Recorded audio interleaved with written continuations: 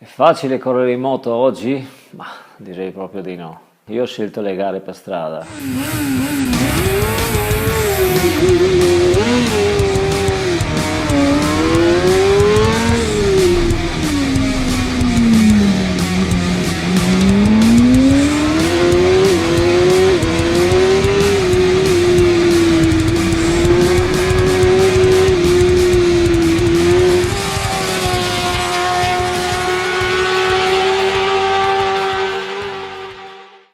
Gare per strada perché sono più vere, più naturali, c'è più l'istinto proprio del pilota aggressivo che affronta i pericoli.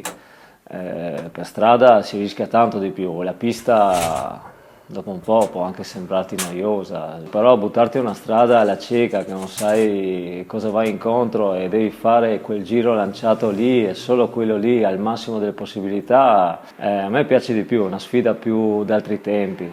I miei non volevano che corressi in moto, andavo alle gare in pista di nascosto.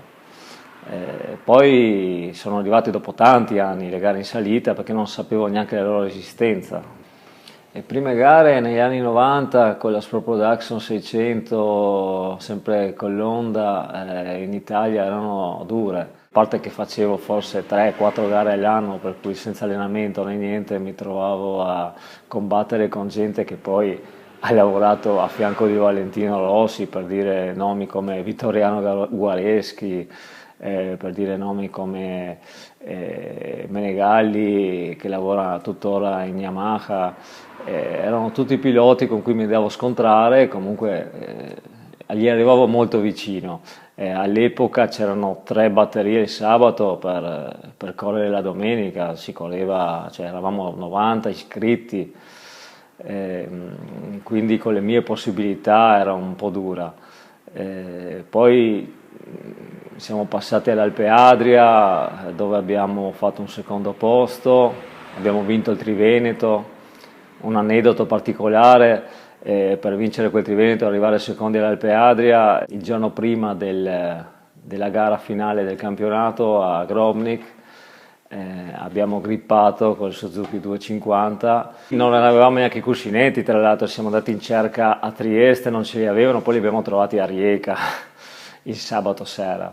L'albero si era storto, l'albero motore si era storto e nella notte tra sabato e domenica, veramente con prima un colpo di martello, poi un secondo colpo di martello, abbiamo raddrizzato un albero motore e il giorno dopo abbiamo portato a casa il risultato. Questo è un aneddoto che uno si ricorda finché vive. E poi basta, non ho più corso, un po' anche per problemi miei fisici, in quanto ho dei problemi fin dalla nascita con i miei piedi che necessitavano di qualche intervento chirurgico, un po' il lavoro, un po' anche questo problema qua, e ho dovuto smettere per ben 15 anni.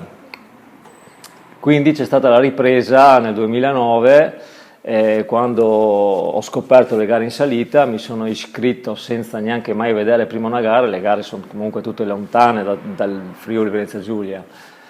Siamo andati in Toscana, dove lì ci sono veramente tante, direi la terra delle gare in salita. E lì per la prima volta abbiamo fatto la prima gara in salita e ho detto: ma cosa ci faccio qui fra questi pazzi? Perché veramente dei personaggi incredibili, veramente personaggi da cinema, da teatro, dei grandi campioni, comunque tutta gente che partecipa tuttora al Tourist Trophy, per cui nomi famosi. Quindi mi sono dedicato a questa categoria qua. Poi purtroppo 2 anni dopo aver fatto le gare in salita, che già comunque ingranavo perché arrivavo vicino al podio, ho avuto un brutto incidente stradale che non c'entra niente con le gare, e mi sono massacrato le gambe, 3 mesi di convalescenza, ma 3 mesi perché io ho voluto 3 mesi, altrimenti qualcun altro ben 9 di mesi di convalescenza, in quanto mi sono rotto femore a destra e a sinistra invece fratture pluriframmentarie di malleoli, tibia e perone. Però dopo 3 mesi ero già che lavoravo, ero già andato a rivedere una gara in salita per rientrare nell'ambiente, e poi l'anno dopo pian pianino ho ripreso a correre Finché perseverando siamo arrivati anche al titolo di campione italiano e vice campione europeo. Il 2017 è stato un anno veramente ricco di gioie inaspettate. Diciamo che sono contento di aver portato quel risultato a casa, anche perché l'ho portato a casa con sicurezza. Ho corso, ma veramente non ho mai rischiato, a differenza di, penso, i miei avversari hanno rischiato molto più di me. Bisogna guidare di istinto, sì, ma con consapevolezza di quello che si fa. Quindi raggiungere il risultato a tutti i costi non proprio. Raggiungere il risultato quando viene deve venire perché viene da solo, perché vuol dire che sei pronto a raggiungere il tuo obiettivo. Vabbè, poi il colmo per un gommista pilota, tra l'altro, perché in Francia per una gara di campionato europeo arrivo in partenza e mi accorgo di avere un chiodo nella gomma dietro, per cui chiedo ai commissari di percorso se mi aspettano per favore.